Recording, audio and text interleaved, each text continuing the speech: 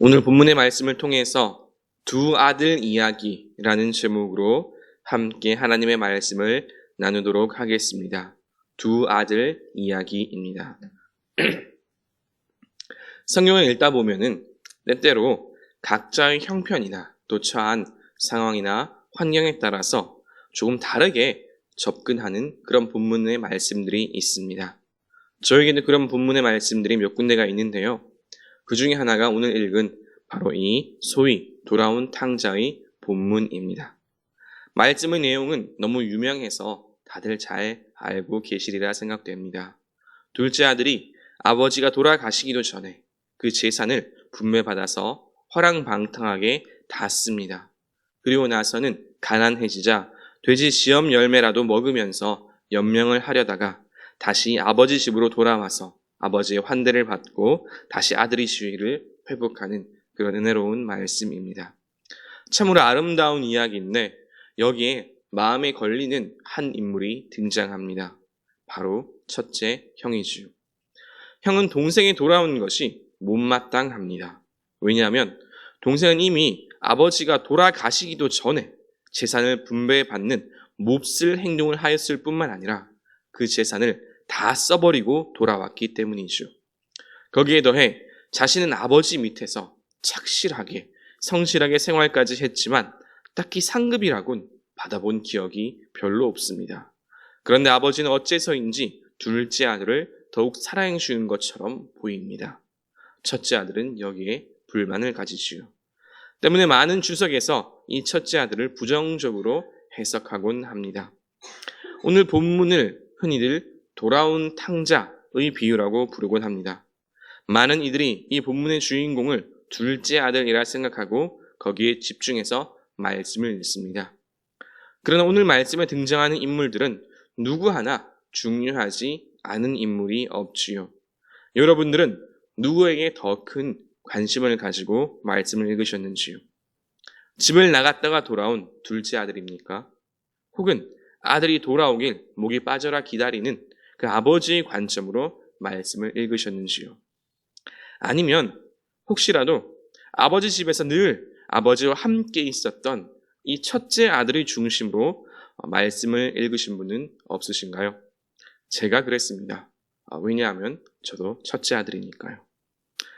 대부분의 사람들은 자기 자신을 돌아온 둘째 아들에 대입시키거나 혹은 아버지 크신 사랑에 초점을 맞추고 이 말씀을 읽습니다. 그래서 첫째 아들은 이 비유의 들러리나 혹은 조연에 머무르곤 하지요. 일반적인 해석에서는 그것이 옳은 방향이기도 합니다. 그러나 우리는 첫째 아들의 말과 또 그 행동에서도 우리를 향하신 하나님의 음성을 발견할 수가 있습니다. 그 첫 번째 주제는 바로 열심으로 인한 영적 교만을 버려야 한다는 것입니다. 열심으로 인한 영적 교만을 버려야 합니다. 말씀에 나타난 첫째 아들의 모습을 보면 정말 참 부지런해 보입니다. 부지런해 보이고 헌신적입니다. 그는 늘 아버지 곁에 그 자리를 지켰습니다. 아버지가 하신 말씀은 할 수만 있다면 최선을 다해서 순종했을 것이고요. 또 밭을 갈고 종들을 보살피고 아버지의 일을 자기 자신의 일처럼 생각하고 일을 했을 것입니다. 하지만 그 헌신이 그에게 올무가 되리라고는 생각하지 못했을 것입니다. 참으로 안타까운 것은 그의 열심과 그의 부지런함이 그에게 교만이 되었다는 사실입니다. 열심과 부지런함은 참으로 좋습니다. 분명히 옳은 것입니다. 그러나 이것을 자기 자신의 의로 여기게 되는 그 순간부터 그는 그의 모든 장점을 잃어버리게 됩니다. 역설적이지요. 헌신을 자기 의로 여기는 그 순간부터 그는 열심을 내면 낼수록 점점 더 교만해집니다. 동생이 세상을 방황하며 또 후에 고통받고 아버지 집에 돌아왔을 때에도 그는 동생을 감싸주지 못했습니다. 왜 그럴까요? 그것이 당연하다고 여겼기 때문입니다. 아버지의 재산을 갉아먹은 동생은 벌을 받는 것이 당연했고 아버지의 집을 위해 열심히 일한 자신은 보상을 받는 것이 마땅하다고 여겼습니다. 하지만 본인이 생각했던, 기대했던 보상은커녕 허랑방탕했던 동생이 오히려 더 좋은 것을 받는 것처럼 보입니다. 여러분이 첫째 아들이라고 한번 생각해 보시기 바랍니다. 화가 나지 않겠습니까?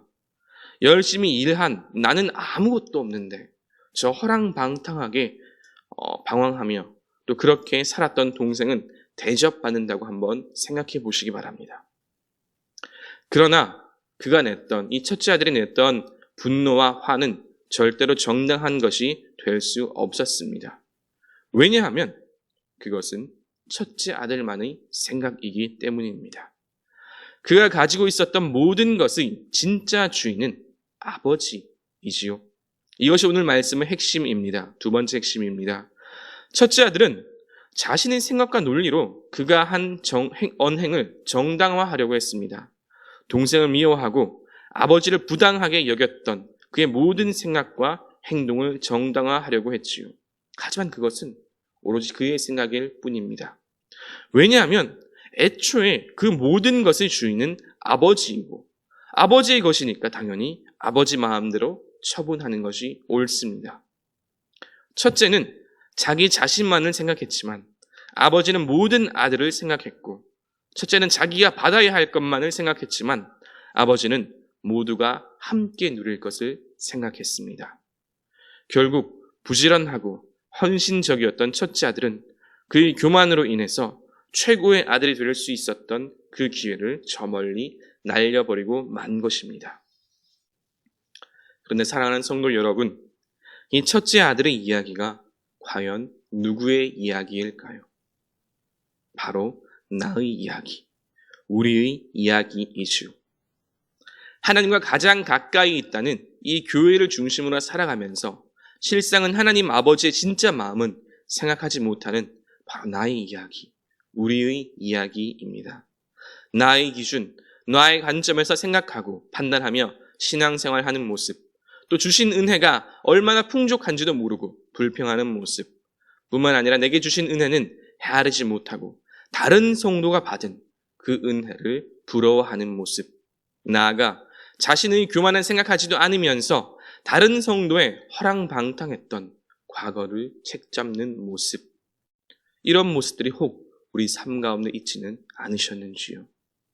겉으로는 하나님의 말씀에 순종하는 듯 하나 실상은 자기 마음대로 살아가고, 열심히 일하는 듯 하나 실상은 자신의 유익을 추구하며, 실상은 교만하면서도 자기 자신을 선하다고 스스로 속이며 주변을 사랑하기보다는 자신의 탐욕을 먼저 추구했던 그런 첫째 아들이 혹시 나는 아니었는지요? 사랑하는 성도 여러분, 그럴 바에는 차라리 허랑방탕했던 이 둘째 아들이 되는 것이 더 낫지 않겠습니까? 좀 많이 부족해도, 과거가 그리 아름답지 않아도, 또 지은 죄가 너무 많더라도 하나님 아버지의 작은 사랑에도 감격할 줄 알며 자신의 잘못이 무엇인지를 알고 회개하며 살아가는 그런 둘째 아들이었으면 참 좋겠습니다. 지난주일 목사님께서 그런 말씀을 하셨습니다. 섬김도 받아본 사람이 더 잘 섬길 수 있다고요. 섬김의 역설입니다. 그런데 세상에 중요한 다른 가치들도 참 비슷한 것 같습니다. 사랑 역시 받아본 사람이 더 잘 사랑할 수 있고, 또 용서도 받아본 사람이 더 잘 용서할 수 있는 것 같습니다. 형언할 수 없는 아버지의 큰 사랑을 경험한 이 둘째 아들의 삶은 어땠을까요? 자신이 받은 사랑을 날마다 감사하며 또 더불어 더 많이 베풀고 용서하며 품어주는 그런 삶을 살지는 않았을까요? 이제 말씀을 정리합니다. 돌아온 탕자라고 불리는 말씀을 통해 첫째와 둘째, 두 형제의 이야기를 함께 살펴보았습니다.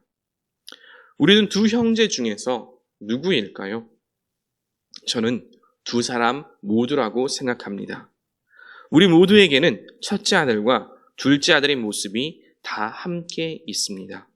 우리 안에는 성실하고 부지런하지만 또 교만과 욕심으로 뒤틀려서 다른 사람을 인정하지 못하는 모습도 있지요. 그리고 동시에 지난날 지은 죄가 너무 많고 그래서 도무지 어찌할 바를 모르다가 아버지의 사랑에 감격하며 회개하는 모습도 우리 안에 있습니다. 제가 오늘 말씀을 묵상하면서 참으로 다행이라고 생각한 점이 있습니다. 그것은 오늘 말씀의 이 비유의 결말이 나와 있지 않다는 것입니다.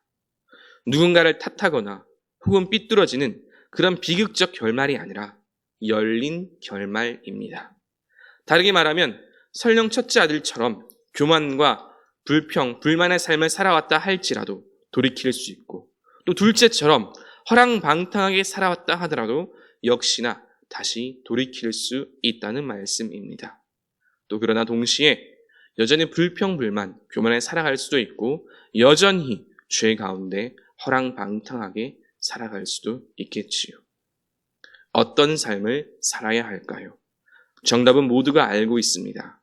바라기는 아버지의 크신 그 계획과 사랑을 깨닫고 더 많이 이해하고 용납하고 날마다 감사하는 저와 여러분 되시기를 주님의 이름으로 축복합니다. 말씀을 생각하시면서 찬송가 276장 함께 찬양하시겠습니다.